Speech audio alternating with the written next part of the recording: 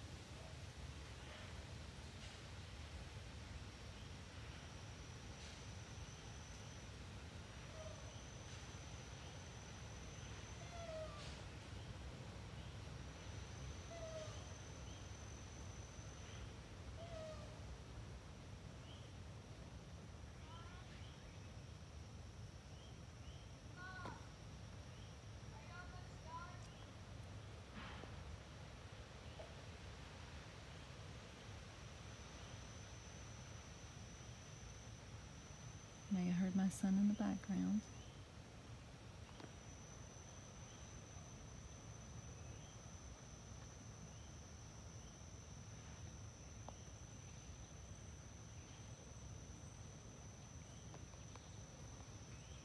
Okay, number 2.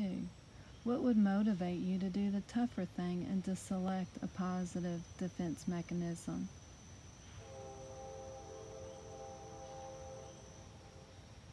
I want you to think about some of the things that you're wanting to achieve. What are you passionate about? What do you feel your purpose is? What are you interested in?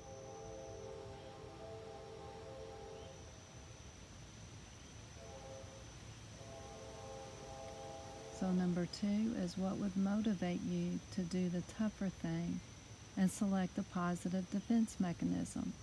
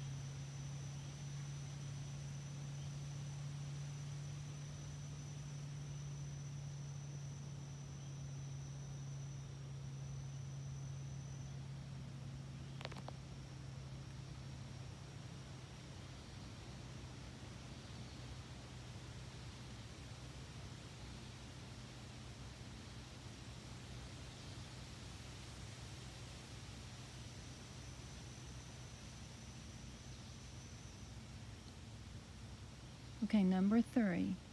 Why do people sometimes yell, hit, or put down? Have you ever heard that saying, hurt people, hurt people?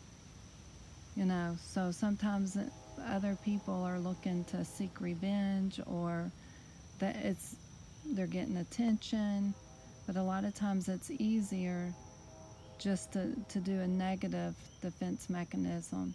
But why do you feel that some people sometimes yell, hit, or they put down others? And also remember, there is never an excuse to hurt others.